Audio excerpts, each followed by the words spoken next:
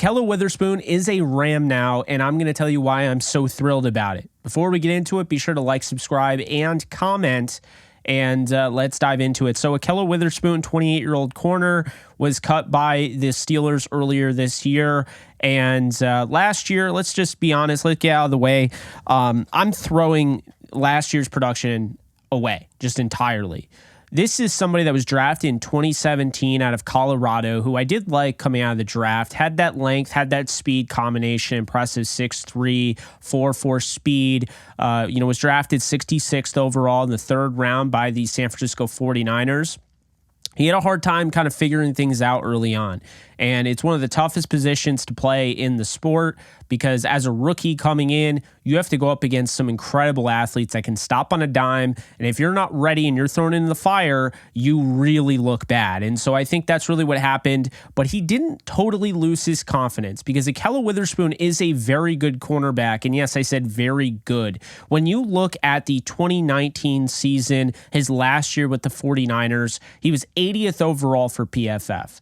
Okay, the 80th overall corner wasn't really that great, was kind of a number 4, number 5 guy. Then he goes to Seattle, and that's where his career kind of changed. You look, he got better each and every year, which is something that I look for. In 2020, he was the 5th overall corner per PFF. When you watch the film, it's not hard to see why. When you see, first off, he only gave up 2 touchdowns. He only had 1 missed tackle.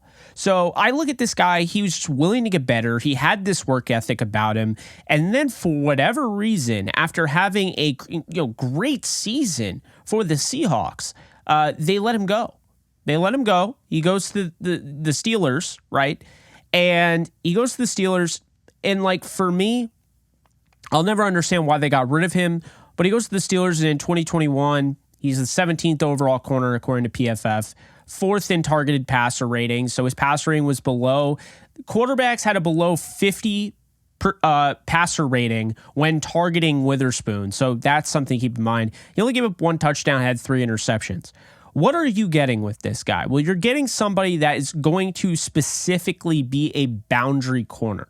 So if you're looking for somebody that's going to play the slot, somebody that's going to play the nickel, somebody that's going to, be that guy and cover the middle of the field, that's not him. Okay? He's pretty much straight up going to be on the boundary.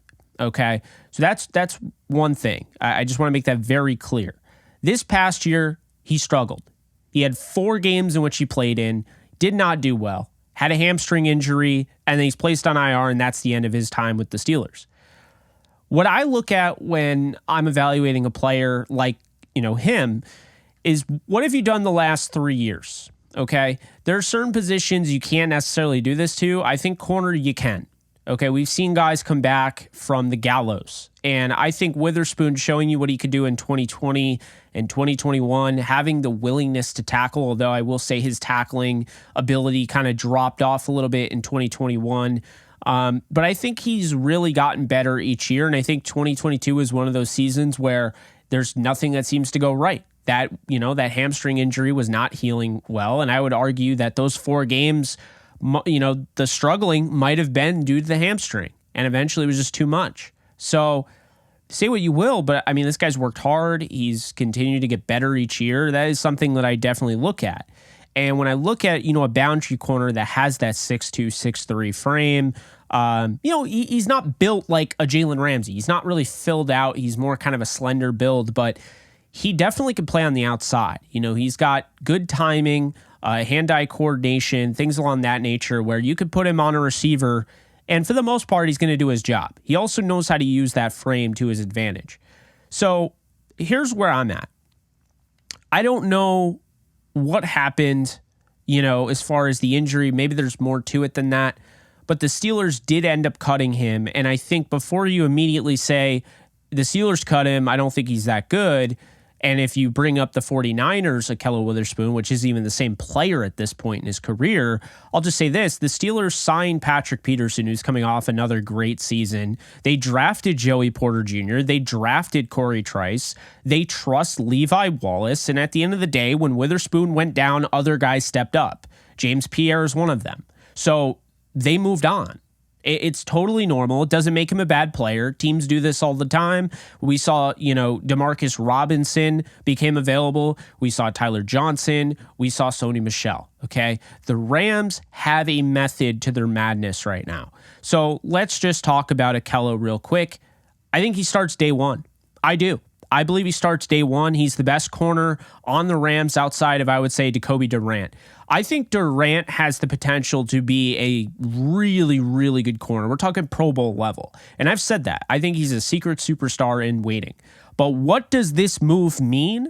This move means that hold your horses if you think that Jacoby Durant is going over to the opposite side and he's going to be a boundary guy. No. Jacoby Durant is going to stay in the nickel, and that is what this move is signaling. It's also signaling that maybe we're pushing too much on Travius Hodges-Tomlinson. He's not quite ready, and he's not going to be starting day one. And that's totally fine. You want to go easy on him, fine. But I'm interested in the idea. You have Darian Kendrick, and you have Robert Rochelle on the other side of Akello, and you got Jacoby Durant inside, right? I could see Rochelle winning that. And I could see the Rams going with more of a boundary look where you have two 6'3" guys on both sides, and you go with the length. You go with the speed and the length, because I can tell you right now, Rochelle's got that speed. He's got that length, just like Akello Witherspoon. I don't think this is a surprise. This adds size, this adds length, this adds speed to a cornerback room. Let's be honest here, Darian Kendrick doesn't have that. So he might start. I'm not saying he doesn't, but I definitely think Witherspoon does, and I think it might be right next to Rochelle. I think Rochelle might shock some people, but this isn't a Rochelle video. This is a reaction to the signing of Akello Witherspoon, which I'm very, very happy about. Because another thing here is, while I think he starts day one, and I think Jacoby Durant moves inside to slot corner, which he is best at, that's probably the best place to keep him right now. Maybe down the road you put him on the outside, but why bother if he's that good on the inside? But also, it adds a veteran presence to the cornerback room that they don't have. And we've talked about, how many times have I brought up veteran presence? If you get rid of a Jalen Ramsey, there needs to be another guy that comes in here with this young cornerback room. There hasn't been. So say what you will about Akello, but he is the veteran presence. He's 28 years old. He's been around the block. He knows. There's no Troy Hill coming through that door. We thought maybe there was a possibility. Doesn't look like it's happening. Akello's here to stay, and so I don't think they just signed him to compete. I think he's going to be the starter, and I think that's the plan. And then when you look, this Rams team, like, what are they doing? Well, the team building exercise that they're going through, and not really an exercise, but this is their way of life, is they're essentially going, you know what? We're going to do what a methodical team with not a lot of cap space would do. And we're going to make sure that we're going to just keep an eye on everything. We're not going to let anything go away and out of our sight. And we're going to keep an eye on everything. We're going to do things the right way. We're going to go through OTAs and training camp and, the draft, and obviously. And if anything shows up, we're not going to press, but if things show up, if players that we like, that we already have scouted, by our pro scouts, if there are players that we like that appear, that are available for the right price, we will jump on that. And that's why I like this move more than going out and spending top dollar on a corner. I liked the Demarcus Robinson move more than going out and getting DeAndre Hopkins. You have to spend efficiently. You have to spend carefully. You can't go overboard. You can't be racking up the debt again. If you're willing to pay all of this off now and go through, the aches and pains and all of that, that way, you come out in 2024 and 2025 with more cap, and you're out of this, this shell, if you will. You can't cut corners here. And they're doing it the right way. This is bargain bin shopping to a T. Say what you will about Sony Michel, but if you need a running back, a veteran running back that's going to give you that, that short area yard, that short area yard success and power running success, Michel is the best option, because you could say Fournette all you want. Fournette is going to be more expensive. Elliott is going to be more expensive. Michel was the best option because they had the familiarity. Now, I'd throw my hat in for Darrell Henderson. We know that, but that's not the direction they chose to go in. Now, with Tyler Johnson, I'm not saying he makes the roster because right now I don't know. But Tyler Johnson's an intriguing 24, 25-year-old receiver who's played in, decent, significant high-tension playing time where you're talking about playing with Tom Brady in the playoffs, being relied on a third down. Okay, I don't mind taking a flyer on that guy. Maybe he could develop with my receiver room, right? And then you look at Demarcus Robinson, who finished last season doing pretty well for the Ravens. Caught a touchdown in their lone playoff game. These are the moves that they continue to make. Now you go out and you get Akello Witherspoon, who, I got to be honest with you, I think a lot of people are forgetting how good and how efficient he was in 2021, and I think there's some Steelers fans that are thinking that way as well. I think there are Steelers fans that can't get those 4 games out of their head, and they're going to hold it against him. But I think in reality, it was a bad year. You throw it away. You look at 2021, 2020, and that's, to me, the average of that is what you're getting in Witherspoon. I think Witherspoon could be a top 32 corner, even still, with all that. And if that's the case, then the Rams have a starter. And if the Rams got a starter having to pay hardly anything and waiting until June 29th to do it, then, my friend, they won. They won this. This is an absolute steal, and I think this is going to be a gem for them. This is one of those moves where we'll look back on it and we'll just be like, man, how was he available? Why was he available? It's not the Steelers to blame. The Steelers moved on. They found other guys that are more reliable. I get it. But for other teams, we're going to be looking back on this yeah, man, this was a really good move by the Rams. This was underrated.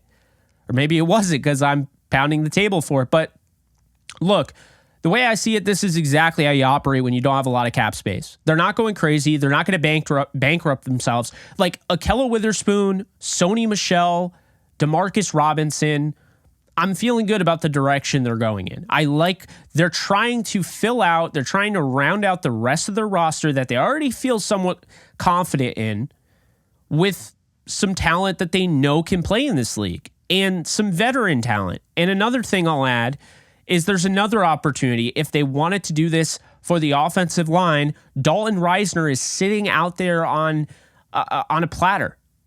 So if you wanted Dalton Reisner, you could theoretically do this on the offensive side of the ball. I love this, though, for the Rams. I really do. They got a starter on June 29th. And if I'm wrong, I'm wrong. But the way it looks, as long as that hamstring didn't tear him to shreds and he can reclaim that 2021 or 2020 ability, this is a good player. This is a good starting corner in this league. He's an above average corner and he mans the boundary corner spot. Now, unfortunately, if you're a UDFA corner that signed with the Rams thinking you were going to get an opportunity, I think you absolutely were right to sign with them. I think you had your opportunity there. And now it just doesn't look like there's going to be much of an opportunity. So this is a practice squad thing. Now, I don't know who's going to make it. I don't know if Vincent Gray makes it. A lot can change here, but I will tell you that I'm pretty darn sure Akello Witherspoon is going to be your starting corner for the LA Rams on the outside. And whether that's Rochelle or it's, whoever, Darian Kendrick, that remains to be seen. But I think this is the best move possible for the Rams that you can make on June 29th without having to go and trade for anybody, without having to go and spend top dollar. You're going out and you're getting somebody that has played meaningful reps at a good level, a high level, I would argue, and you're putting your best corner into Jacoby Durant and keeping him in the same spot that he was last year when he was able to play that well. I think Durant can play on the outside, but I think this works all around. So did the Rams get better today? You bet you. Did the Rams defense get good enough where now I don't feel necessarily worried about the defense? I don't know about that. I think there's definitely some concerns. There's a lot of uncertainty, but they got better today. And that's the whole purpose of making this video, why I believe I'm thrilled, over this. I'm not saying he's going to have 7 interceptions or anything. That's not his game. But I am saying that length is going to pose a problem. And when you have that, if Rochelle can play at the level that they're hoping on the other side, you got length for days on the outside, and you got Jacoby Durant patrolling, as the land shark he calls himself, on the inside. You got Aaron Donald rush the passer. Hopefully Kobe Turner's as good as, Les Snead is thinking, because they are very high on him. If he plays at the level they believe, you have him, you got Donald, Byron Young. If Hoyt can reclaim what he did at the end of last year, maybe then some, you got something there. Bobby Brown playing the nose, Daniel Hardy, who knows what he can do. And then you got Ernest Jones, who I think is going to be an absolute stud at linebacker. I like the direction they're going in. Is it perfect? No. But this team's going to surprise people. And I think anybody, again, I don't know why I have to keep bringing this up, but anybody that thinks this team is tanking, they are not tanking. They wouldn't be making these moves if they were tanking. So let's stop that. But thank you guys for tuning in. I'm Jake Ellenbogen, and I approve this roster thing here. I really high on Akello Witherspoon. Maybe overly high on him, but I think he's going to be great, and I think he's going to work well in this defense, and it'll give him an opportunity to really have some size on the outside. So sleep on him at all you want, but I wouldn't bet against this guy. The last 2 years before this year, he was something special, and I think he can be that in this defense, especially with Raheem Morris and getting to work with Aubrey Pleasant. So that's going to do it. Appreciate you guys. Be sure to like, subscribe, and comment. I am out of here. We'll continue on with our Rams coverage. We'll have Downtown Rams podcast coming soon, Believe in Rams. And stay tuned for more of the stat projection series. But that's it. Later, folks. Take care.